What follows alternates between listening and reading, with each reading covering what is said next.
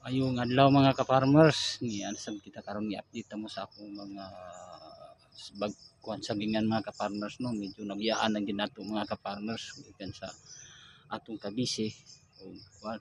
So i-update mo mga ka-farmers aron makita nyo mga ka-farmers ang activities dahil nako karon mga ka-farmers is mang-spray kaya nakita nyo na ang area nato mga ka-farmers kay grabe kasagbot.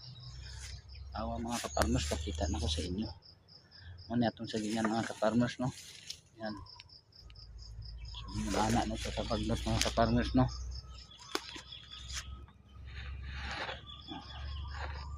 Yan. Wala siya kabagnot mga ka-farmers no. So anak na siya kabaga. Kanalan so ni sana mo na mga ka-farmers sa unahan.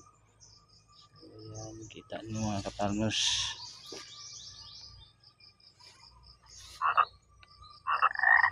Yan. So na mga ka-farmers no atong sagingan mga ka-farmers. So activities nato karong ka-farmers is mag-spray para masugdanan ako mga ka-farmers ako sang tapuson ng ato ang